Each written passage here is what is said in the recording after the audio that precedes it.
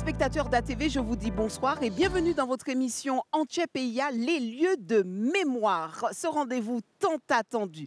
Téléspectateurs, sachez que bien avant l'arrivée des Africains mis en esclavage, d'autres hommes venus d'Europe ont foulé le sol de la Martinique. On les appelait les engagés blancs. Aujourd'hui, nous revenons sur cette page peu connue de notre histoire aux côtés de Marie-Michel Darcière, passeuse de mémoire, pour comprendre qui étaient ces premiers engagés et quelles traces ils ont laissées tout simplement dans notre mémoire collective. Madame Marie-Michel Darcière, comment ça va?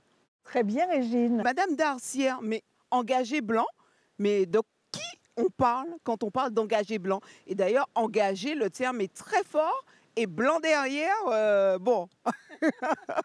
Alors, effectivement, on les appelle engagés. Pourquoi? Parce qu'ils se sont engagés à respecter un contrat qui dure 36 mois. Nous sommes en 1640, à un moment où Denambuc arrive à la Martinique. Et donc, il arrive avec notamment des engagés. Ils sont 160 à la Martinique, notamment également aussi quelques cadets de famille, quelques femmes, pas beaucoup, et puis ces engagés qui ont passé un contrat de 36 mois pour venir à la Martinique, défricher les terres et aider ceux qu'on va appeler plus tard les habitants à s'installer. Ils sortaient d'où, Madame Darcière? Et pourquoi la Martinique? Alors, il n'y a pas qu'à la Martinique, hein, ils sont allés aussi en Guadeloupe et plus tard en Guyane, il n'y a pas qu'à la Martinique. Mais comme nous sommes à la Martinique, donc je vais vous parler de la Martinique. Alors, ils venaient de Bordeaux, ils venaient d'autres ports autour de la côte de France, ils venaient de Paris aussi. Et c'était d'une manière générale des gens, des paysans, des pauvres, ou alors des délinquants, ou alors des aventuriers, ou alors des flibustiers qui avaient envie de se reconvertir, par exemple. Donc, ce n'étaient pas des enfants très gentils, très sages. Hein. Ils avaient le courage de venir dans ces terres lointaines qu'ils ne connaissaient pas, à l'aventure. Des fois aussi, ils ont été trompés. Ils venaient en pensant qu'ils allaient trouver la fortune. Et finalement, ils n'ont pas du tout trouvé la fortune. Beaucoup sont morts, n'ont pas survécu aux fièvres, à toutes sortes de maladies qu'il y avait à l'époque, hein, puisque nous n'avions pas de médicaments pour soigner, d'antibiotiques, nous n'avions pas ça. Beaucoup sont repartis et beaucoup sont morts sur place parce qu'ils avaient aussi des mauvais traitements. Pourquoi ils se sont engagés? Est-ce qu'ils fuyaient quelque chose? Comme je vous ai dit, hein, soit ils partaient à l'aventure, soit plutôt que de faire la prison, plutôt que de rester dans l'extrême pauvreté, ils se sont dit qu'ils partaient à l'aventure pour pensant que les îles, c'était vraiment des endroits où on pouvait trouver, voilà, où on pouvait trouver la richesse, la paix, l'or, enfin bref, qu'on reviendrait extrêmement riche. Et du coup, ce fameux contrat engagé à quoi? Ils étaient payés? Alors, ils étaient payés, mais très peu. Le voyage était payé, bien entendu. C'était 36 mois. Ils étaient nourris avec du manioc, avec quelques produits de la chasse. Il y en avait qui sont arrivés connaissant un peu l'artisanat. Et puis, ils étaient surtout installés là pour pouvoir défricher les terres où devaient s'installer, comme je vous ai dit, les habitants. On parle d'esclaves blancs ou on a fait joli en mettant engagés pour ne pas mettre esclaves blancs? Et où étaient les esclaves même à cette période? Alors, ils sont arrivés quelques années, pas peut-être 5-6 ans avant les esclaves, hein, qui, eux, sont arrivés avec une ordonnance royale en 1642. On a autorisé, la France a autorisé d'aller chercher des Africains mis en esclavage en Afrique et de les amener dans les colonies, dans les îles, notamment à la Martinique. Pourquoi? Parce que ces engagés qui avaient un contrat de 36 mois, comme je vous ai dit, n'ont pas beaucoup survécu, notamment au climat. Ils n'avaient pas l'habitude de la chaleur. Ils ont eu aussi un très mauvais traitement. C'était une époque extrêmement cruelle. Hein. Ils n'étaient pas du tout exclus qu'on les fouettait, qu'on les battait, ils étaient mal nourris, donc ils sont morts. Et très rapidement, on s'est rendu compte que ce n'était pas très rentable. Donc, les habitants sont allés, les colons, et la France a accepté. Et finalement, l'ordonnance royale de 1642 a voulu qu'il y ait des esclaves qui viennent à Martinique pour continuer le travail, pour installer, pour défricher Et puis, comme le tabac avait commencé, le tabac, le cacao, Le coton, oui, et non? puis, Ouais, et le puis on coton. avait commencé aussi le commerce de la canne, du sucre. Donc il fallait vraiment, les esclaves sont vraiment arrivés pour travailler beaucoup plus intensément. Ils étaient beaucoup plus nombreux pour pouvoir justement travailler le sucre, par exemple. Alors, téléspectateurs, on a choisi aussi de tourner ce sujet dans la belle commune du Prêcheur, plus précisément à Lanceron. Il y aurait un lien avec notre sujet, ces engagés blancs, Madame Darcian? Ben oui, parce qu'un des engagés s'appelait Céron. Il s'appelait Jacques Céron, très exactement. Lui, il est resté sur place avec d'autres, un qu'on appelait voisin, un autre qu'on appelait, qui est devenu d'ailleurs ensuite l'homme le plus riche de la Martinique, qui s'appelait Jean Roy. C'était aussi des engagés qui sont restés sur Plateau place. Roi, non? Ça ressemble à ça. J'ai cherché, mais je n'ai pas trouvé tout de suite. Mais ça s'écrit exactement pareil, hein, R-O-Y. O-Y. Oui. Alors, Jean Roy, qui est un engagé, qui par la flibuste aussi, a eu beaucoup d'argent et il s'est installé également à la Martinique. Et il a eu au Macouba, par exemple, 2 habitations jusqu'à avoir environ 193 esclaves. Et pour revenir à Céron, Céron était un engagé qui était arrivé à la Martinique en tant que serrurier, mais qui s'est mis aussi à défricher et finalement qui est resté à la Martinique et qui est devenu propriétaire de l'habitation qui porte le même nom, avec à peu près 93 esclaves qui ont travaillé sur cette habitation pour l'enrichir. D'accord. Il y avait aussi des liens peut-être qui se tissaient entre justement ces personnes qui engageaient ces engagés blancs. Oui. Alors, Et quels étaient leurs liens, leurs rapports tous entre eux? alors d'abord, quand les engagés blancs sont arrivés, bien entendu, ils étaient assez méprisés hein, par les habitants. D'ailleurs, le terme habitant est un terme que l'on emploie dans les colonies françaises, pas du tout avec la même définition que les habitants en France. Hein, quand vous habitez en quelque part en France, eh bien, vous êtes l'habitant de telle ville, de telle commune. À la Martinique et dans les colonies, un habitant était quelqu'un à qui on avait donné un morceau de terre, qui avait fait défricher cette terre soit avec lui, soit en tout cas la plupart du temps avec des esclaves et avec des engagés. Et du coup, il devenait un habitant qui construisait son habitation. Vous voyez, c'est pas tout à fait la même définition. Et donc, il y a effectivement des relations qui n'étaient pas excellentes parce que l'habitant en question voyait bien qu'après avoir cultivé le tabac, après avoir cultivé le cacao et ensuite plus tard la canne, il voyait bien que cet engagé pouvait devenir un concurrent. Donc, Il y avait une il sorte était de de... plus en plus dur avec l'engagé quand arrivaient les 36 mois. Il n'était pas étonnant qu'il meure avant les 36 mois, à cause de mauvais traitements, par exemple. Hein. Mais ceux qui arrivaient à sortir de là, comme Céron, par exemple, s'ils avaient la chance d'avoir pu, parce qu'au bout des 36 mois, on leur donnait de la terre, s'ils avaient eu cette chance de rester sur place et d'avoir de la terre, ils pouvaient encore la cultiver avec, comme je vous disais, du tabac et plus tard de la canne et ensuite faire du sucre et avoir comme ça des habitations, comme ça a été le cas de Jacques Céron et de Jean Roy, par exemple. Il y avait une sorte peut-être de concurrence entre justement ces esclaves africains et les engagés blancs. Il y avait une préférence peut-être? Alors, les esclaves africains mis en esclavage, ils appelaient même ces engagés, le peu qui étaient restés à la Martinique et qui n'étaient pas morts sous les mauvais traitements ou à cause du climat, ils appelaient ceux-là des esclaves blancs. Hein, c'était des nègres blancs. Ils les appelaient des nègres blancs. Vous voyez alors que ce n'était pas du tout à fait le même régime, parce que d'abord, même s'ils avaient un petit pécule, mais en tout cas, on leur donnait de la terre et en plus, ils pouvaient retourner dans leur pays, quoi. Donc, ce n'était pas tout à fait la même chose. Mais il est arrivé quand même à avoir certaines relations avec des esclaves, par exemple. Privilégiés, oui, notamment à Saint-Domingue. Hein, on a constaté que certains engagés de Saint-Domingue, puisque Saint-Domingue est devenu Haïti, mais avant, Saint-Domingue était une colonie extrêmement prospère de la France, la plus prospère.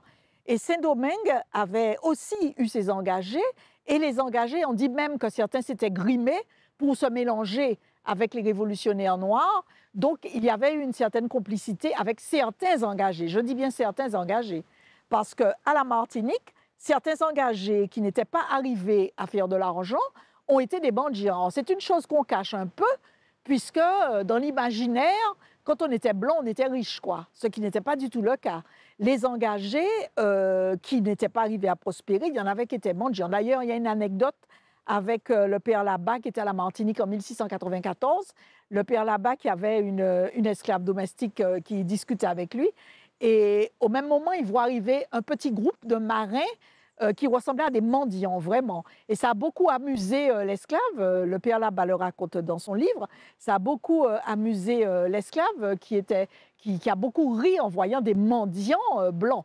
Donc, même dans les cabarets, il y en avait qui se mélangeaient avec des esclaves noirs. Il y en a aussi qui ont eu des enfants avec des esclaves noirs.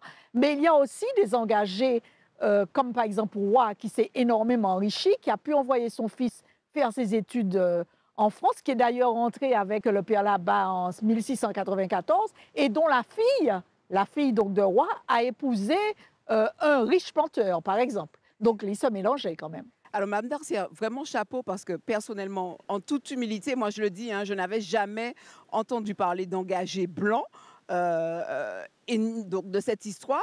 Est-ce qu'on parle des oubliés de l'histoire du coup quand on parle des engagés blancs? C'est peut-être un oubli volontaire pour montrer que bon, il y avait des blancs qui étaient pauvres. Ça fait peut-être pas plaisir à certaines personnes, mais c'était vraiment ça. Et dans les îles anglaises, c'était plutôt les Irlandais.